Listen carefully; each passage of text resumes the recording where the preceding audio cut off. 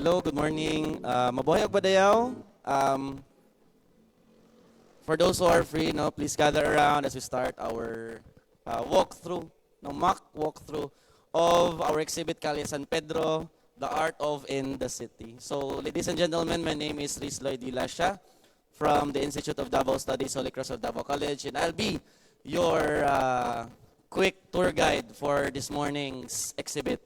So, first and foremost, the theme of this exhibit, curated by the collaboration of the City Government of Davao and Ateneo de Davao University and Holy Cross of Davao College, is actually aligned with the national celebration of the Heritage Month, this 2026, with the theme, I forgot the theme. I'll check the theme. Yeah, Roots and Horizons, our shared heritage, our collective future. So, as part of our participation here in Davao City, the Office of Culture and the Arts of the City Government of Davao initiated this exhibit entitled Calle San Pedro. So as we talk about heritage, kung sa Bisaya pang atuang kabilin, we often see tangible structures, objects that would symbolize who we are as Davaoenos. But apart from those tangible structures, tangible objects that we see, are nuances and stories that we call intangible heritage that is already part of our daily lives as Davaoenos. So, we will now walk through the photos, exhibits that the curatorial team has prepared for us in order for us to understand what Davao here.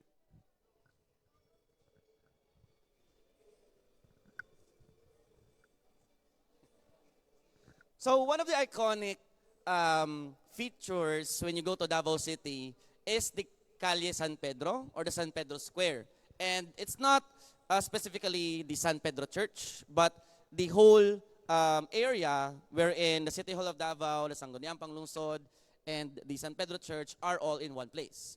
And it's coming from the architectural designs of the Spanish during their colonization, wherein sa isang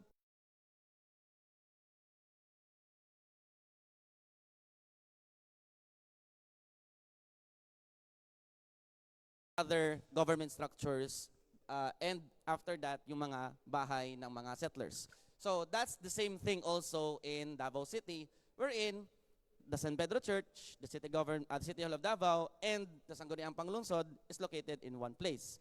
And at the center of it are parks, no, or yung recreation areas. So here we could see on these panels the pictures of San Pedro Church before then and San Pedro Cathedral now, as it shows how it transitioned from being only a small chapel during the 1840s and transitioned into its own diocese, then later on archdiocese of the whole region of Davao. So I would like to reiterate one of the iconic photos of San Pedro, because as you can see, most of the old photos of San Pedro na atong makita are showing the facade, no, or yung outside niya. But here is an old photo in the 1930s, particularly 1938, wherein nagtransition ang authority of the church from the Jesuits to the PME fathers. So this is very iconic, especially this photo, because you could see here the iconic figures of Davao during this period, particularly Engineer Santiago Archaga, the first appointed mayor of Davao City. So, dito nangyari na pinasa ng Jesuits sa PME Fathers ang jurisdiction ng San Pedro Parish. Okay? So, as we move along, you try to look at the pictures. No?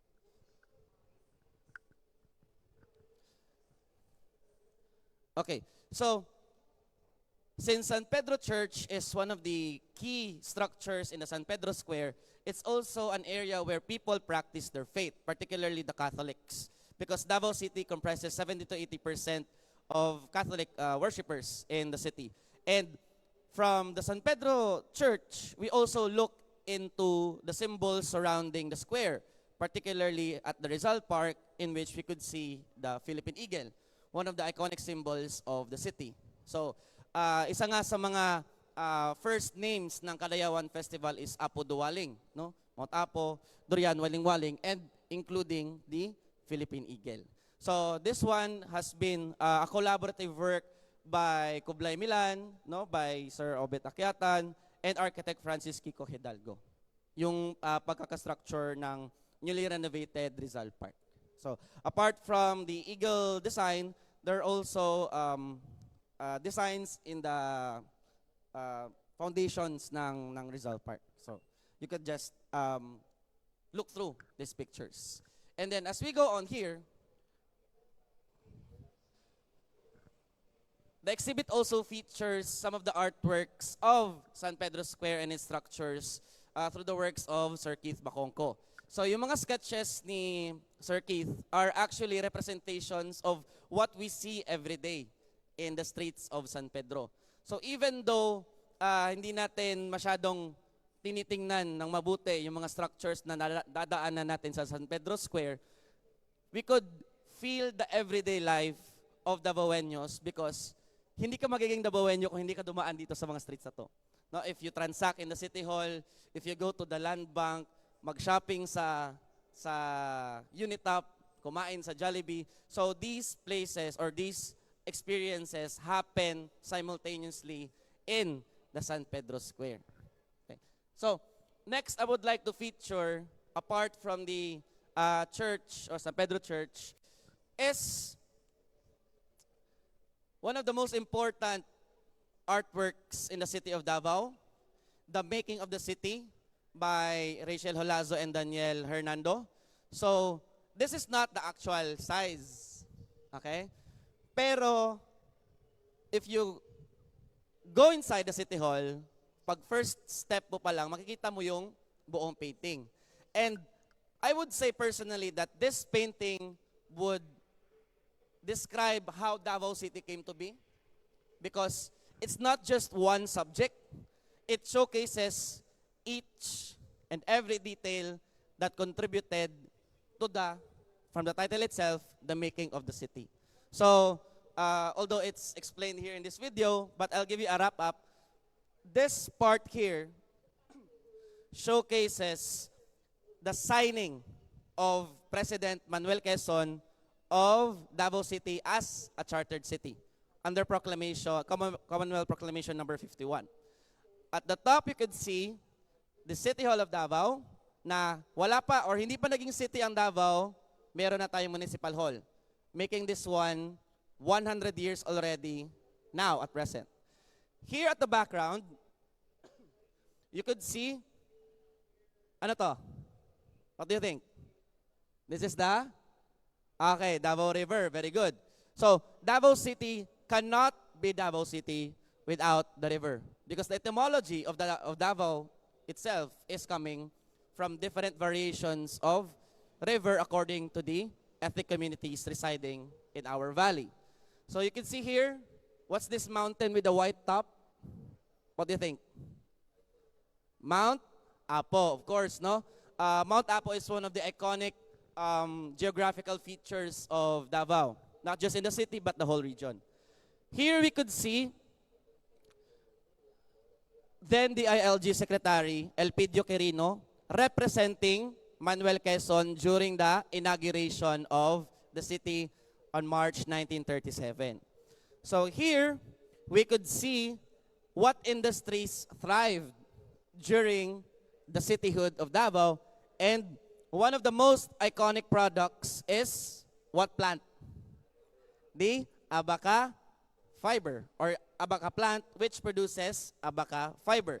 And one of the very interesting details na ginawa ni Rachel Holazo is the connection between the production of abaca or the harvest of abaca going towards its practical use. Kasi, ang isa sa mga rason bakit ginagawa or kinukuha yung abaca is to produce ropes. And ropes are very important in ships. So, isa sa mga main products ng abaca is ropes for the ships. And where do you think this is located? It is located in Santa Ana Port. So bago pa ang Sa Port, ang main port ng Davao is Santa Ana. So, in total, this painting symbolizes the resilience of Davaoenos, that even though they are on the frontier, remember, malayo ang Manila, malayo ang Luzon, kung saan yung sentro during that time. But here is this area in the peripheries of Mindanao, particularly in southeastern Mindanao, wherein a community is striving and doing its best to become a city. So, this is the representation. And as we go on through, we could see the evolution of the City Hall through the years. Even including, dito tayo guys, even including its survival during the bombings in World War II. So this is one of the aerial photographs of the US Army showing the City Hall. Siya na lang naiwan, no? Yet the foundations were still intact. It survived, and it was renovated in 1947. So, moving on, decade by decade, nagbago na ang lahat. Ang pundasyon ng City Hall hindi pa rin nagbabago, no? And then as we go on here, we could see from the church, the City Hall, and then looking into the works of our Davao artists, isa rin sa mga iconic sculptures na palagi nating nadadaanan is the Commemorative Peace Monument. So one of the reasons, yung nakikita nyo sa harap ng Sanggunian at ng San Pedro, one of the reasons why it was built or it was made because it was Davao's participation during the 100 years of Philippine independence. So 1898 tayo, di ba? June 12. And now, on this period, it's 1998. So ito yung participation natin. Na hanggang ngayon, is a symbol of peace and unity beyond diversity of the people of Davao. Okay? So, and here also, we could see the artifacts offered by San Pedro Cathedral through the initiative of Father Amiel Arado. No? So, let's come closer.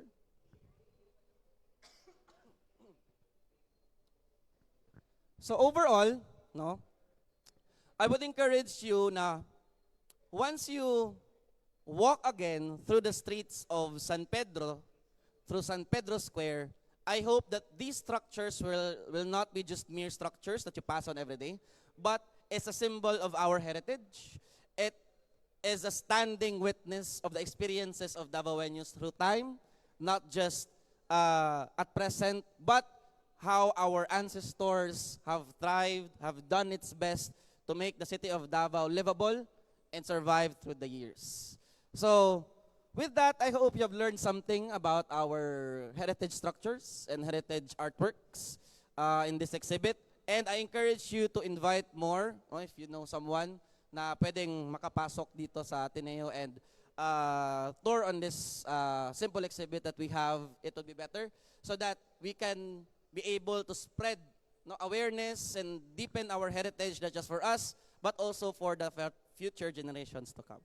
So once again, my name is Riz Lloyd Lasha, your pinakalit na tour guide for this boarding. Thank you very much. Ma'am Pam. Thank you. Thank you, Riz, for giving that tour.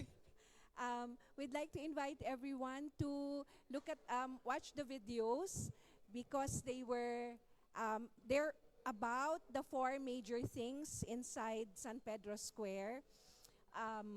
The artwork of the Akyatan, Father and Son, Kublay's Clock Tower, Kiko Hidalgo's Eagle Stage, and then this work by Jose Mendoza and his team, and the work by Rachel Olaso and Daniel Hernando. When you entered, somebody welcomed you at the bungad. That's San Pedro himself. And we'd like to welcome Director Oka Akasaysay of the Office of Culture and Arts of the city. His office is one of the major partners in this exhibition. We'd also like you to look at the artifacts that come from San Pedro Cathedral as well as from the Our Lady of Fatima Parish. The videos were made by Holy Cross and Ateneo and the Office of Culture and Arts. So take the time to go around, look at the photos, both old and new, learn more about the most major street in the city, and we hope that you come away with a feeling of greater pride in being Davaoenos. Thank you very much.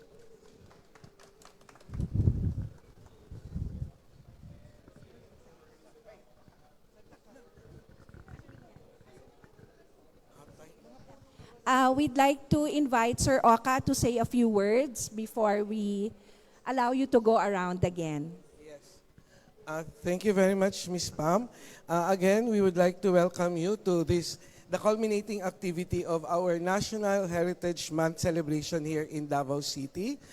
And we focus on the Calle San Pedro because we started last March, we started featuring one of our heritage here in Davao City, the 100-year celebration of Davao City Hall. And this time, we expanded it into San Pedro, including San Pedro Church, the Sangguniang Panglungsod, and some of the heritage or cultural, like the painting inside the City Hall. So, again, this is just a start. We hope that we will be having this a mobile exhibit after Ateneo. No, probably we hope to feature this at the 5th floor of the National Museum. So this is a continuing activity and partnership together with Ateneo de Davao University, the Holy Cross of Davao College, and the San Pedro Church, the cathedral. No? And of course, with the city government through Museo Davaoenyo and the Davao City Office for Culture and the Arts. So we hope that you would enjoy and we will be educated of our history, and this would be our inspiration of what we are now and what our future will be. So these things are for the students, and we hope that in the future we will be seeing each other. Daghang kaayong salamat ug mabuhay kitang tanan. Pam? Pasok na kayo ulit, ikot na kayo, panoorin nyo yung videos. Maraming salamat.